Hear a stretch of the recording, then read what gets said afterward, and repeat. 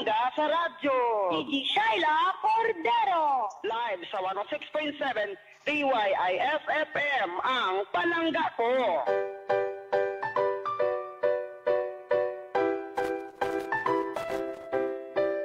Oras 38 minutos na narigas sa taka ng alas 10 sa aga. Good morning sa aton nga mga pinalangga. Welcome sa aton nga programa Radio Piscina.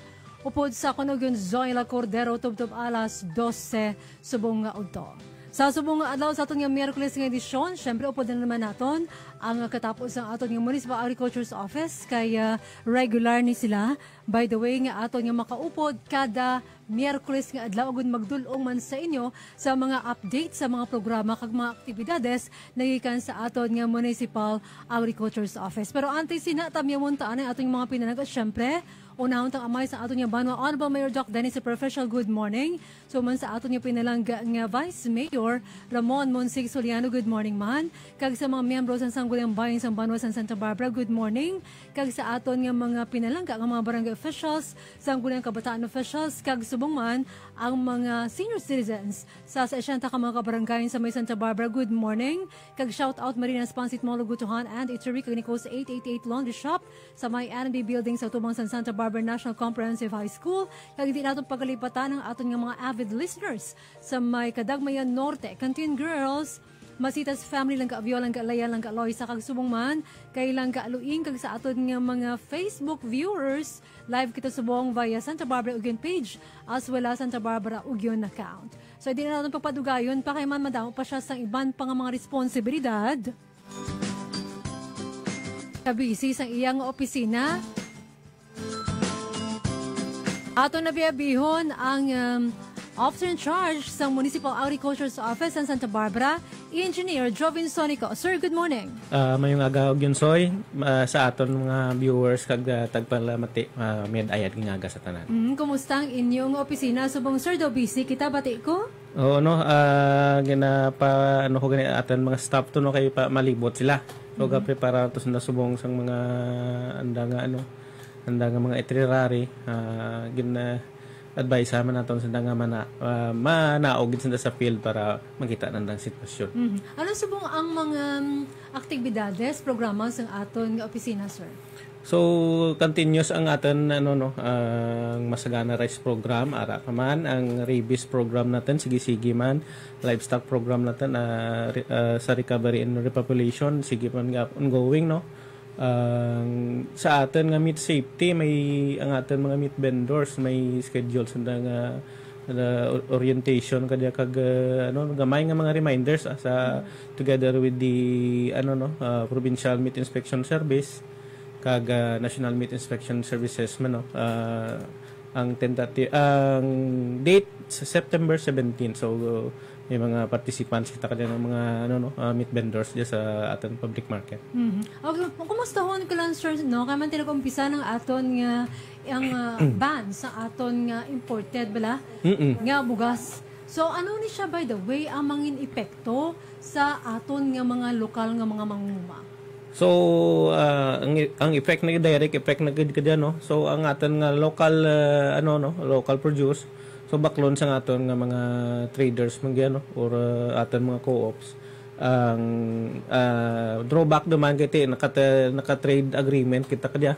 So ang gareklamo kadya ang aton nga other countries nga may agreement kita no. So pero at least mabalik man gyapon sa aton farmer. So urahan lang na yapagi sa government kung paano nila na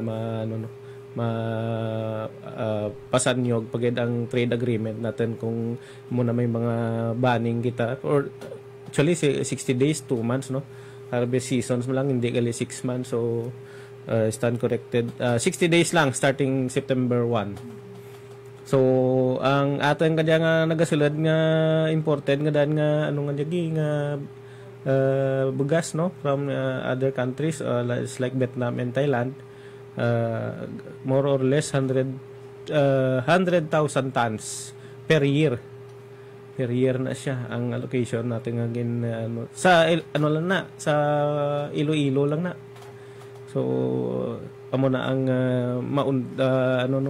portion kana 100,000 tons na mo na mauntat Sa bati-bati, ko brother sa nabasahan ko man kuno, do hindi ni siya kuno maayo ang epekto sa aton nga mga local farmers, ang aton nga banning sa mga imported rice rather, kay man ang makaganar ni kuno sir ang mga traders ng kid. Oo, no, may amo man ang feedback, no. Di syempre kung ang aton traders gi stop buying, mabarat stock na lang gid ang produce kang aten nga aten nga mga farmers, so hindi ra man mabakal. So amura din na man natin ang NFA kung makasigi-sige man sa buying mula, at least makapahagan-hagan kay epekto ka diyan. So hindi lang man kun mo nga nag-banning kita direct effect sa ating farmer, so amura nga rely man tagyapon sa trader sabi, no. So mas mayad pagidaad kung mapasanyog natin ang ating mga co-ops para ang ating produce man natin, no, local ang atin nga i-promote. Imagine ang mahal pa ang ating local rice sa imported rice. So amura guro nga ginabakal man ka ang ating mga consumers, isa siyempre ang barato kag nakita nanda guro sa kalidad man guro. Hindi man magpurihi guro atin atin nga mga rice quality kiti ang milling gyaman gapon, no, daga compete naman kita with regard sa milling ka efficiency kag quality. Tapira tala sa ang presyohan ay kang paray natin. Ang paray tila daga range siguro sa 12 to 14 pesos. So medyo nagsaka-saka gani, no. Ang drawback lang kala diyan kung base mag-stop buying ang mga manugbakal natin. Pero kung nang tawo mo sir 12 pesos to 14 pesos to kabarato, no. Barato gid katamaan kung isipon ta lang dapat naga-range siya sa 17 or 18 ang fresh bla. So perde gid daton pa pangunguma ka. Ay cost to produce nga daan diga na sa mo 14 to 18 nga daan. So break even lang isa perde gid daton mangunguma. Hindi pala ani na subong sir. Start na ani. Siguro naga 50% na kita. Dabong galing sa mga mangunguma gani ang nagareklamo man kati si ani na ang budlayan sila kati hindi sila makapamulad bala sir. Na amo pag naton talad kung na-notice nyo almost 1 week no, aga inulan kag nagagalom, so may low pressure abis babaw sa Luzon. Mura nga although nga harvest kita delikado naman ang ating gina-harvest nga para kay basi maguba man kay hindi natin ma-dry na yun. Actually si Kiko diyan sir sa Luzon. Oo, no. Pa diya last week pa diya nga monitor ko man kana. So amuran nga kalapad sang iya nga coverage, no. Hindi lang kun mo nga sa Luzon lang. Hasta sa Mindanao may part pa nga naga-uran-uran, so hopefully nga magmayad simpo this week or next week para makapamulad ang ating nag-harvest talaga. Mangkutong ko sir, mga reported bala ka mo nga mga damages sa aton nga mga especially sa mga idlelands kaya tingala gito ko, no. Kay permi lang regular ang anda by the way nga pagbaligya every Sunday gid. So may ara bala ka mo mga reported nga mga damages sa mga kaumahan sa aton nga mga idlelands farmers ni o kon wala gid. Actually kung lantawon tigid may dyan sila damage, no, walang galing na report kay ang sa quantity guro gamay gagmay. Pero collectively damo ni sila muna nga makita natin gyapon maski may damage sanda. May nagabaligya gyapon every Sunday kag daw commitment man na nila nga dapat hindi sila madulaan sa baligya kiti program nato na kag maski gamay-gamay lang makabalik gid sa ila, no, kay ila gini produce kag sila man misyo ang presyo ila man. So isurihan naton subong sir. Thank you very much sa aton nga OIC sa Municipal Agriculture's Office with regards sa iyang pagpaatag sa aton with regards sa may imported rice ban nga magadangat within 60 days dangat sa Oktubre sir, no? October 31. Dangat sa Oktubre, so 60 days lang. 60 days lang gid amora nang aton nga rice ba sa importation. Siguro ang mga naga-urgot dito ang mga halin sa may Vietnam kag Thailand 60 days hindi man naguro magba ang bugas. Siyempre naka-trade agreement kita for the year, no. So siyempre ang anda to nga gin-produce man para ka natin mauntat man to ya, ma-stack man to kananda, hindi na mapagwa. Pero pagkatapos kang banning, pwede mas na makapadara. Oo, balik naman. Balik naman. So, ang ginaano man lang natin nga during harvest season, baka lang natin produce kang atin local farmers. Anyway, surihan natin sir ang binting bigas, meron na kay man ang aton nga provincial government, ara na, ginaprobahan na, kina-authorize na by the way sa sanggulang pananabigan, si Iloilo Governor Arthur Defensor Jr. to sign sa may MOA with the local government units, sir, para magsunod kita sa may benting bigas meron na sa idalom sang sipag at syaga program sang aton nga gobyerno provincial. Pero ang ilan nga implementation by the way by October pa. Lat-latan talang guro. Pero why pa man nakapirma, nagapreparar pa lang si Governor Defensor nga mag-sign sang MOA. Pero ang iyan igaling nga target bala sir para lang sa mga undernourished members ng family. Oo, no, may data kada siguro ang DSWD o kung sa BNS natin gya. So, amura ng basihan kay top priority natin ang nutrition eh. So, kung ma-provide natin sa nakadya maganaga natin ang malnutrition sa atin man. Iti part man kang atin pagkaan na staple food natin is bugas. So, ask ko lang sir, hindi mapermahanay sanda, di ba? Kang Memorandum of Agreement. Ano siya ang tanan-tanan gid nga mga LGUs o kung sino lang gid ang gusto? I think may selected sandang LGUs, no? So kung maghambal si Gob nga province Santa Barbara, so ma-enter into agreement na kita with kadengan sa province man, no? Amora halata natin no kung hasta diin no kay may target area beneficiaries sanda kag target municipalities guro hindi man daw kita man daw hindi man tanan makaano no magagmay man lang abi. So kung pwede tanan nga municipalities mas nami gid kay hindi man lang ang beneficiary sa lang no mga classified nga municipalities nga first class or pati sa natin city gani damo pagid gani guro kami beneficiary nila. So ang ato nanti sir kaman ti syempre subsidize nimo di ba? Subsidy ni si ato nanti ginawa mangkot kun i-subsidy sino man subsidize ang province o kung pati LGU. Sa MOA na guro makita na no kay base may participation man ng LGU no kag ang PLGU kag ang MLGU no so base percentage siguro karan kang presyo so tunga kita. So kabay pa nga magluwas sa mga undernourished nga mga miyembro sa pamilya mapasangkad pa ni Governor Defensor nga malabot bala sir ang aton nga mga vulnerable sectors. Oo no. Di ba? Halin sa lang gino hindi lang man ang may mga food scarcity nga nga mga pamilya nga although nga maka-afford man ng iba pero hindi kay kaan insakto ang insakto gib lang nga pagkaan para kananda. So iba medyan nga may mga daple tuod pero wala bugas, wala kanon. So amon kay sa mga pamilya nga mga undernourished. Pero ang aton man di sir kay ti syempre hindi malang sila ang nagakinahanglan, di ba? Pero daw tag 10 kilos lang siguro limited lang gid no. Lang gid tapos daw per buy mo amo lang na pwede mo no.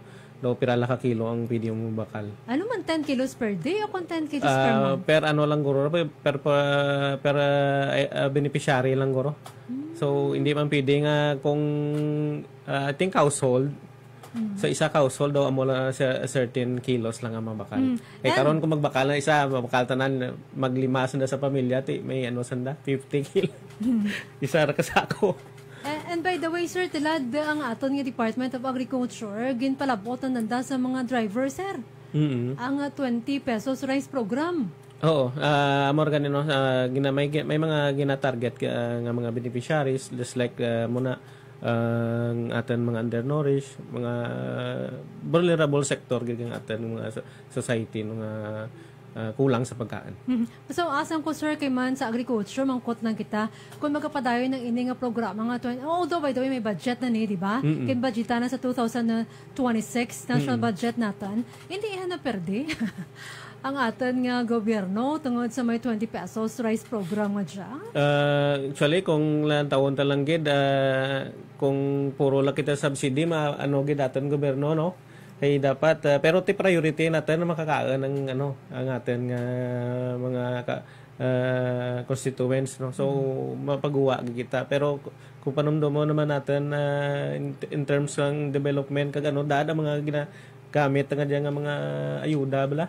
At least magamit natin dad sa mga other sectors pag nga pwede natin ma-develop ka mapasangyod sangyod aton ging ekonomiya sa local, no. So mga lang mang bisa hindi man natin mapaktan kinanglangin natin sa Dabuligan. Sa bagay. Anyway, thank you very much, sir, sa imo nga pag-share man sa aton with regards sa aton nga benting bigas meron na. So mangkot lang ko bakit kita diri sa aton nga munisipalidad sa Santa Barbara, mayara bala kita nga mga reported nga mga cases ang rabies? Rabies, lately ang last kong laboratory report May. So negative man na to, no. Mamanan natin na kung may positive kayang province manaog na sa dayon kag maadto sa barangay together with us kag i-assess na ang barangay kung ano ang sitwasyon kag kung vaccinated kung may positive sa isa ka area. Anyway, may nabasahan ako daw 2 weeks ago with regards bala kay na hospital tana tapos ang ana balang mga symptoms pareho man sa rabies. Pero sa gin-check, sir, why mata nating rabies? Basi may dyan isa, basi may mga neurological disorder siya o kung sakit, no. So kati ang rabies kag basta neuro misa may pareho. So amo lang na once nga kung may dog bite ikaw nakagat ikaw dapat mag-report agad dayon kag magpa post exposure, no. Kay amo lang gid na makapugong sang rabies nga balatian. Ay kadamo bala subong diri sa aton maskin mga kote lang karos ka kote kagat ka kote do na hadlok ka bala conscious agad kita, no. Pero diyan man ang aton animal bite center pero kung isa hindi bala natin matatapang kay kadamo na gid, no. So ang aton lang ikading ginaubra is mass vaccination. So kung isa hindi natin may ma-perfect pero gina-advise natin sa pamilya once nga may mass vaccination kita magpabakuna gid. Tapos kung nakagat man o kung nakakagat ang ido nila obserbaran gid, no. Within 15 days kag magpa post exposure gid ang nakagat para malikawan ang rabies nga balatian. May dyan glacier nga sa may rabies jabala kinanglan mo kay diri i-check by the way ang ayam kung napatay pagkatapos na kong tagat o kung ay ka may iban dyan kali pagid nga bakuna. May no. Once ka nakakagat, observe with 15 days. Kaya kung mapatay na siya, may posibilidad may rabies siya, ang ayam, no. So, amo na nga dapat post exposure kita. Other than that, ang mga ayam may mga sakit man. May distemper, parbo. So, amo na kapatay sa dayon. Kung ano man natin, ang most common nga kapatay, mga tutoy, no. So, amo na nga ginapa-analyze natin para ma-sure natin kung rabies gid man ang ayam or hindi. Magluwas sa ayam sa may kote. Ang akan nga magurang by the way, kinkaros sa kote. Siyempre ba kita mahimo, daw SOP na natin, basta nakaros ka gani, padara mo sa may animal bite center. Oo. Diba? Kaya magpa-post exposure. Para panigurado ba, hindi ka nilang wala ang gasto, sir? Oo, no. Amura nga dapat maging responsable atin mga manugsagod, no. Kay ang cost ng vaccine hindi basta-basta. Ang isa ka bakuna 5,000. So pira ka injection ng lagson mo 4. May tetanus ka pa. So amura nga ang sakit nga rabies hindi public concern gini kag dapat maging responsable aton manugsagod. Mangkot na ko, sir, curious lang.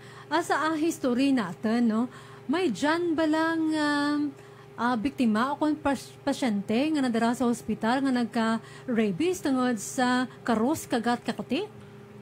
May dyan, no, pero rare sa aton gid way pa kalabanan na ayam, no. Amo tong natabo gi sa may boundary garing to kang mambog kag gaha, no. Rabies ato sa ayam pero sa kote daw ay pagaba, no. Ay pakita fully nga mangin negative lang na may kita ti ma-report nga mo kana. So kabay pa pero ginakulbaan man kita. Ino kay iti gaano sandano kahalubilo sa other stray animals man diyan, just like ang mga ido kag kung ano pa da nga mga stray cats man, no.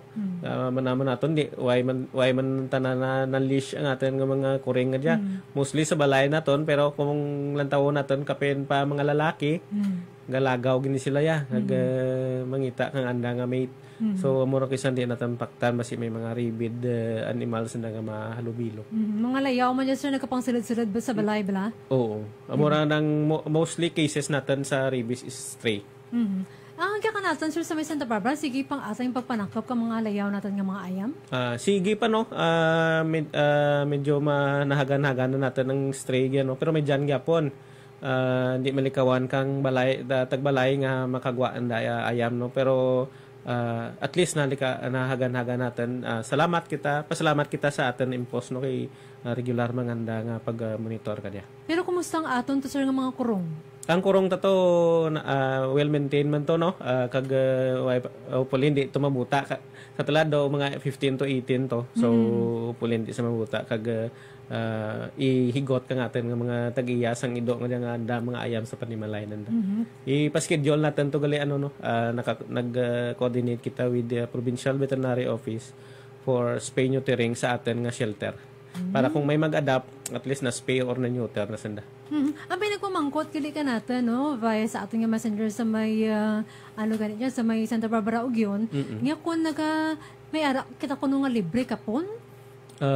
Usually, gina-promote natin talad, no? Ang sa stray lang gin, no? Kaya na-notice natin ang nagapakapon, kag nagapa-neuter, kang anda ido. Ang medyo may kaya-kayaman, no? Ang nagapamangkot. So, prioritize natin na naitla ng mga stray natin to sa shelter.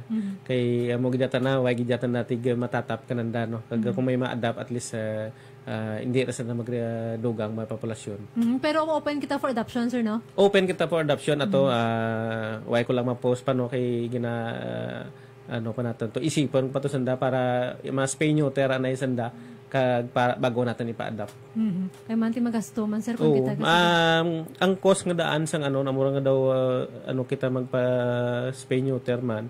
Kaya ang cost ang bulong is ang tulad nagmahalang anesthesia. So mura nga ang province although nga sige-sige man nagapangayo mo sa dabulig sa LGU. So medyo na kita diyan nga way kita kabakal, no. So hopefully next year maka-prepare kita kung makapaschedule kita early mas may gid. So kung may dyan mga spay neuter activities ang province kag matawaan na kita slot, no, para sa mga kinanglan lang gid na ang unahan natin kay para control natin ang population katon mga stray. Paano sanda, sir, maka-avail ka dyan? Adtol sila sa sa Municipal Agriculture Office, mangkot sila kung may schedule kita kay kung gin man lantawon natin ang posibilidad basi makaayo man kita sa provincial vet natin. So anyway, sir, ang aton dog vaccination tapos do, no, sa talad nga tuig? Ang dog vaccination natin continuous, no. Ang mass vaccination natin daw medyo naguntat kay natapos na natin nga ang summer season. So pero ongoing man gyapon kung sino nga barangay ang pwede pa makadugang, gina-encourage kinamon na, no. Basta lang ang share lang man gyapon sanda, no. Ang share nanda pwede na magamit para ma-activate at liwat atin barangay vaccinators. Subutan ba rin ang ating barangay magasto? May iban nga barangay nga naubos rin ang anda allocation nga halin ka natin. Halin sa province, no. So ang ginaanod lang natin nga kung makabulig sanda at least mapadugang-dugang atin percentage, no. So, right now 62% kita. So sobra man kita sa ginallocate kang province pero nami pagidad kung mapadugang-dugangan natin ang percentage mga 70% okay na ina. So ang tapira dyan, sir, ang vaccine natin kung baklan mo? Isa ka bayal nga good for 10 heads, no, 10 dose, 500 pesos. Ay barato malangga. Oo, no. So ang barangay gina-encourage naman sa mga low percentage ng mga vaccination return ka barangay, so encourage ka naman nga kung pwede makabulig-bulig sila. Totoo 50 pesos kada ulo, di ba? Libre na sa Pero kung mag-walk-in gali sa nagya sa atin sa office, mura na charge sa atin 120. okay. Per head na, per head. Per head. So may bayad rin talaga. May bayad tatan. Okay. Anyway, thank you good sir sa imong pag-share sa aton with regards sa aton nga vaccination kag sa mga layaw naton nga mga ayaw nga nambal mo don. Thank you very much sa aton nga MPOS sa pagpadayon man nga pagpanakop ka mga aton nga mga stray dogs nga siya. So ang isa paggali ka ginaluyag ko lang pamangkoton, update lang sir with regards sa aton nga mushroom bala. No, ang ginaano ko ganito sa kay Sir Nonoy kag kay Joel Roy, ang enda nga presidente man tuya. May ipapastrack no para magamit ra na nanda tong facility. Hido may kulang pa to ang region nga nagbutang mo. Pero pwede man sa naka-start sa anda mga fruiting bags lang anay. Nga daw nag-offer man to ang atin nga Bureau of Plant Industry nga area sa may Bangga Dama bala. Kung ano daw pwede man sa nato tuyanay makaobra para mabot in kaso nga kung daw fully gid operational na gid ang sa may manayang to at least naka-start to sanda kag inugangan na lang nanda. So why pa tatan tuyatig mga natanom nga mga mushroom sir or why pa hamura ginapaano natin sanda nga at least makaano sanda kang mga fruiting bags sanda no makatanom sanda makakuha sanda ka spawn kung matanam ra nanda. So ma-prepare nanda para magamit ra gid ang facility no. Pero ang mga miyembro kung aton just sir nga sa may mushroom naton, di ba? Ang minimum karan yun soy 25 members per association. So pwede na naman sa naka-start to. Pero kahit why pa kita mga tanom to, mag-umpisa pa lang sanda, so hindi kita pwede ka baligya. Hindi ba? Amora ka na sanda kang gina-offer ka nanda ka ang Bureau of Plant Industry nga sa may Bangga Dama nga ang anda facility anay bla para makaumpisa lang sanda kang taramnanan da. So kabay pa mag-umpisa kita kay kanami ikang mushroom nga dya. Kang nagligad kaya may tingin mga bisita kita nga arabot bala sir. Na dyan pang aton nga float. So may nagabaligya by the way mantig mushroom nga chips. Mushroom chips para sa mga turista. Makudo ka nami kukudaan magdurong ating nga mga mushroom guys sa may Santa Barbara. Magbarato man balang presyo na sir bala ang aton pa lang gidaw duwa pa lang na di ang daw sige-sige dito raw no. Ang diya sa may Brenduyan. Kag hopefully nga magsige-sige pag ang iban amo diyang way nanda nga para magduro ang anda nga mushroom facility sa may Manayang. Anyway, update lang sir para sa aton nga gani na nga aton nga slaughterhouse, kumusta na? Ongoing pa to ang preparation nanda sa sa lupa no. So kabay pa nga may chimpo dasig ang anda nga pag-ubra didto. Kag para hopefully 1 to 2 years maka-functional na ini. Kag human na gid bala. Kag mapuslan na natin sa sa ating nga banwa. Okay, thank you very much kids sa aton pinalangga ng officer in charge sa Municipal Agriculture's Office. Sir, may ara ka pa nga dugang nga mga programs and activities naton nga wala ko na pamangkot sa imo?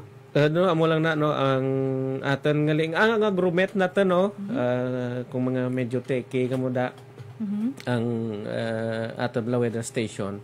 Pwede nyo ma-access sa agromet.da.gov.ph ang real time weather activity natin nga nagkakatabo sa atin within Santa Barbara makita nyo da. So para kung updated kamo hindi pa gid fully operational nga mga data na bla. Pero medyo na makita nyo ron yan mga rainfall, ang air pressure. So, pwede siya ma-access dan wala tig login or password nga lang. Pwede na sa ma-access katanan. Kag ang mulan dya reminder sa atin nga mga meat vendors sa 17 together with the province meat inspection service kag National Meat Inspection Service ang atin nga region. So, ma-conduct sa meat hygiene safety orientation. Kag ang atin masagana program basi ang mga inputs natin for second crop sa dry season basi follow up naman basi third week or fourth week na or first week na kang October ang mga inputs para sa atin nga second cropping sa rice. Okay. Thank you very much kid Sir Joven. Imo nga pagpanamyaw sir sa imo nga mga tinawo. Sa atanda mga staff sa opisina sa agriculture office padayon lang kita no ang serbisyo natin nga para sa atin mga farmers no.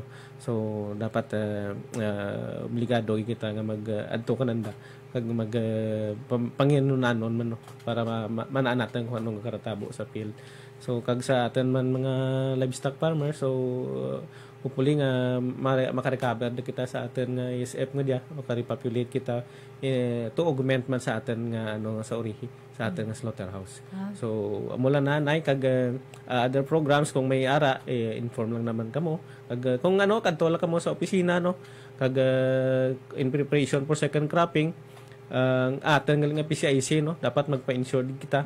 Kag ang atin livestock pwede man ka siguro ka pa-insured kay nag-apply ra kita to, nag-letter na kita to together noted by the atin municipal mayor nga dapat makapa-insured na kita sa atin livestock. So mula na for the meantime kag may ayan nga aga sa tanan. Okay, thank you very much sa aton nga officer in charge sa Municipal Agriculture's Office, Engineer Joven Sonico. Sir, next Wednesday naman sila. Hey, Gid, sir. Okay, thank you very much, Gid, sa pag-update sa aton sa mga programa tang aton nga Municipal Agriculture's Office, BCBC, kitang opisina na ni Sir Joven. Pero nakachempo pa si Sir Joven. Sige. Okay, sige, sir. Thank you, Gid. Okay, thank you very much, Sir Joven Sonico. Sa Municipal Agriculture's Office, ang aton nga officer in charge. So kada Miyerkules na siyang ayang nga pagbisita diri sa aton para man madulong niya ang mga updates sa mga programa kag mga aktibidades sa Municipal Agriculture's Office diri sa may Santa Barbara. So sa aton gali mga pinalangga, ara ni sa Baguio Kiko. Si Kiko ara sa may Luzon, by the way. Kag maskin pa nga ang Bagyo ara sa may Luzon. Thank you, good sir. Ara sa may Luzon, magadulong ni siya sa southwest monsoon o kon habagat, by the way, diri sa aton, maulanon nga panahon, kag maghalong kita sa leptospirosis.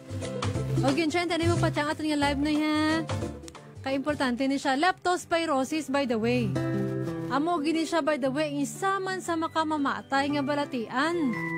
May diri sa aton sa may Santa Barbara na istorya ko, by the way, ang isa sa mga staff sa nga treasurer's office. So, isama sa gintunaan sa kamatayon sa inya kabarangay tungod sa may leptospirosis. So, bago lang, by the way, nga balita, ang leptospirosis tungod sa pagbaha no, sa mga pagbagyo ni Baw. Ang iya nga bill sa hospital sang admit niya naglabot sa 2.3 million pesos. Kay man magluwas, by the way, sa leptospirosis, nagkakomplikasyon siya. Kadamo sa mga balatian, by the way, nagturuhaw, magluwas sa leptos nga iya nga sopreher, madamo pa sa mga balatian. Nga naggilinuwa, tungod lang na siya, doon na-trigger bala. Doon na-trigger bala ang iba niyang mga balatian sa lawas niya tungod sa leptospirosis. So, nagdangat ang nga bill sa hospital sa 2.3 million pesos. Amak mo lang na. Pero by the way, pasalamat lang kita nga mayara kita sang zero o no billing subong nga gino-offer sang aton nga Department of Health. So maayo lang kay wala siya sa ginbayran sa hospital.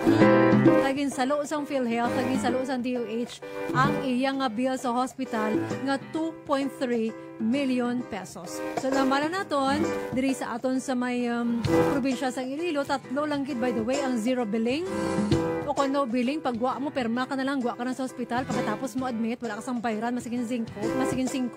So muna siya ang Western Visayas Sanitarium Hospital, kag subong man ang aton nga Western Visayas Medical Center, kag ang sa may Barotac Nuevo nga doon Monte Libano wala hospital. So amo lang na siya ang DOH hospitals diri sa aton sa may probinsya sang Iloilo. Magluwas dira ang ibang mga hospital diri, by the way, nag-charge na sila. Nag-charge sila, by the way, sa inyo yung accommodation, sa inyo nga pagpa-hospital, bulong. Sa inyo nga accommodation dira. So magluwasan sa tatlo nga mga hospitals nga na-mention naton, zero billing sila. Kung no balance billing sila. Kung kamo ang magpa-admit sa my hospital, Western Visayas Medical Center, Western Visayas Sanitarium and General Hospital, Tagdon, Monte Libano sa may Barotac Nuevo. Amo lang gina siya ang tatlo ka DOH hospitals diri sa may probinsya sang Iloilo. So oras natin 12 minutos na naligas sa takanang alas 11 sa aga. Kamu sa gihapon ng kapamati sa Radio Opisina. Upod sa ako ng yun, Zoila Cordero. Bantayan ko rin sa hapon, mga alas 4:30, ang balita sa hapon. Upod ko yung na Liza Pearl Suelo Cordero. Kag upod man sa akon para man may update ka mo sa mga nagkalatabo diri sa Santa Barbara, sa aton nga mga local news as well as sa aton nga mga national kag international news. So maka-post kita anay para sa aton nga requested songs as well as sa aton nga trivia. Pabati sa inyo ang trivia kung sa diin ba nagalin ang ngalan niya Barangay Guno. So stay tuned lang diri sa 16.7 ISFM. Upod sa akong ogon Zoe La Cordero para sa Radyo Opisina sa Liwat. May nga Ugiyo ang trivia. Hipaluun nato na ginanina sa ngalan nga Guno, isa sa mga barangay sa Santa Barbara, Iloilo. Base sa Facebook post sa Pambayang Federasyon ng mga Sangguniang Kabataan o kon PPSK Santa Barbara. Sa panaysayon ni the late Claudio Soliaza, pagkatapos ng World War II, naglipot ang mga Amerikano o kanyang pangalanan ng isa ka lugar. Pag-abot nila sa lugar nga wala pa na pangalanan, bago lang natapos ang Bagyo Santo. Nagbaha sa barangay Tungay kag barangay Sangkate, gani mga pumuloy ang nagtakas sa sininga lugar kay man mas mataas sininga porsyon. Nagkato ang mga Amerikano sa sininga lugar, may nasumarang sila nga nagabaliga sa isda. Namangkot sila sa nakalilibot ng isda kung ano ang ininga lugar. Kaya hindi man makaintiyende sa Ingles nga lingwahe, abi niya ang pamangkot sa iya kung ano nga isda ang iya ginalibod. Gaya nagsabat siya nga Guno. Ganun pisa sadto, kintawag na ang mga lugar nga Barangay Guno. Para sa Ugian Trivia, Zoe La Cordero. Kamo nagkapamati sa pinakanami kag nagalagabong nga signal sang DYIS FM 106.7 ang Palangga ko.